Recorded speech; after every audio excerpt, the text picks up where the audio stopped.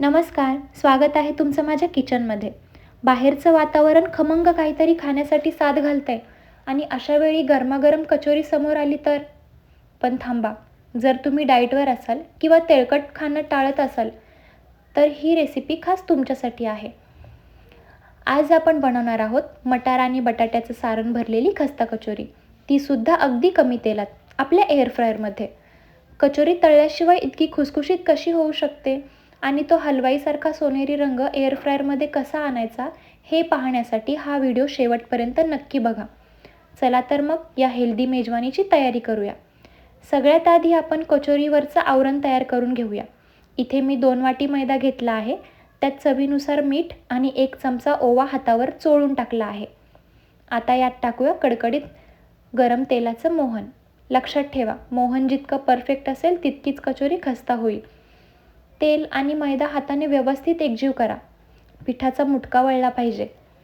आता थोडं थोडं पाणी घालून मध्यम मऊ पीठ मळून घ्या. पीठ हलक्या हातानेच मळा आणि 15 ते 20 मिनिटं झाकून ठेवा. चला तर मग चटपटीत सारणाची तयारी करूया. आता सारणाची तयारी करताना मी 3-4 हिरव्या मिरच्या, 7-8 लसूण पाकळ्या, आलं आणि 1 मोठा चमचा बडीशेप याचं ओबडधोबड वाटण करून घेतलंय. बघा, अशा प्रकारे मी सगळं व्यवस्थित बारीक करून घेतलं आहे. कढईमध्ये तेल तापलं की हे वाटण परतून घ्या. आता यात मिक्सरला फिरवलेला 1 वाटी ताजा वाटाणा आणि 2 मोठे उकडलेले बटाटे टाका. बटाट्यामुळे सारण मऊसूत होतं आणि चव दुपटीने वाढते. अशा प्रकारे सगळं सारण व्यवस्थित एकजीव करून घ्या. आता मसाल्यांमध्ये आमचूर पावडर, धने पावडर, थोडं लाल तिखट आणि मीठ घालून हे मिश्रण चांगलं परता. यात ओलावा राहू नये म्हणून मी 1 चमचा बेसन आणि भरपूर अशी कोथिंबीर घालत आहे. अशा प्रकारे सगळं सारण व्यवस्थित एकजीव करून घ्या. कोथिंबीर टाकणं हे टोटली ऑप्शनल आहे. तुम्हाला जर आवडत असेल तरच तुम्ही ते घाला. आता हे सारण पूर्णपणे थंड होऊ द्या. आता वळूया आपल्या व्हिडिओच्या सगळ्यात महत्त्वाच्या भागाकडे, कचोरी फिलिंग. पिठाचा एक छोटा गोळा घेऊन त्याची हातानेच वाटी तयार करा. वाटी तयार करताना एक गोष्ट लक्षात ठेवा.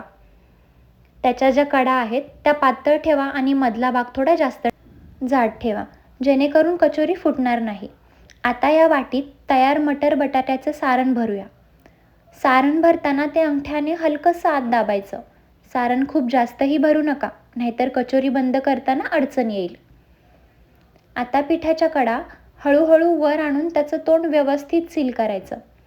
जास्तीचं पीठ तुम्ही काढून टाकू शकता किंवा तिथेच दाबून बंद करू शकता. इथे एक प्रो टिप सांगते. कचोरी बंद केल्यावर ती हाताच्या तळव्याने हलकीशी प्रेस करा. यामुळे 2 गोष्टी होतात.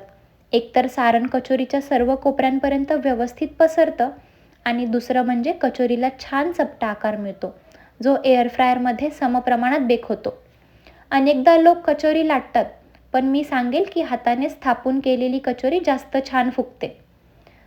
जर तुम्हाला वाटलं की कचोरीच्या कडा व्यवस्थित चिकटत नाहीत, तर बोटांना अगदी थोडं पाणी लावून कडा बंद करा.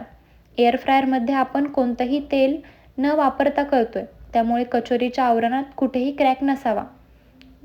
जर क्रॅक राहिला तर हवा आत शिरून कचोरीचा आकार बिघडू शकतो. बघा, अशा प्रकारे अगदी शांतपणे मी प्रत्येक कचोरी व्यवस्थित भरून घेतली आहे. तुम्ही सुद्धा घाई न करता हे काम व्यवस्थित करा, कारण कचोरीचा आकारच तिची चव वाढवणार आहे. इथे व्हिडिओत दाखवण्यापुरतं मी तुम्हाला 2च कचोऱ्या करून दाखवते आणि बाकीच्या बॅक कॅमेऱ्यामध्ये.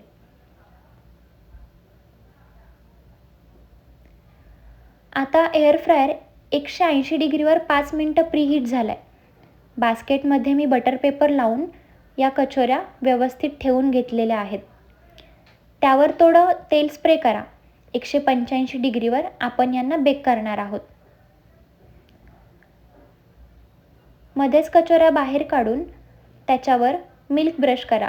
दुधामुळे काय होतं की एअर फ्रायरच्या कोरड्या हवेतही कचोरीला तो तळल्यासारखा डार्क आणि रिच सोनेरी रंग मिळतो. साधारण 20 ते 25 मिनिटात आपली खस्ता कचोरी तयार होणार आहे. तर आता वाट बघूया 20-25 मिनिटाची. वा, बघा किती सुंदर रंग आलाय आणि टेक्स्चर तर अगदी हॉटेलसारखं कुरकुरीत झालंय.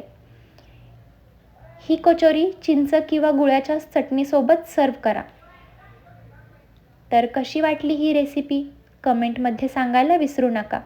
अशाच नवनवीन रेसिपीजसाठी चॅनलला सबस्क्राईब करायला विसरू नका. मी तुम्हाला एक कचोरी इथे तोडूनसुद्धा दाखवते. खूपच टम्म फुगली होती आणि आतलं सारण चवीला अतिशय चवदार होतं. बघा, ही रेसिपी नक्की ट्राय करा आणि कमेंटमध्ये मला सांगायला अजिबात विसरू नका. जास्तीत जास्त शेअर करा. भेटूया नवीन रेसिपीमध्ये. तोपर्यंत धन्यवाद.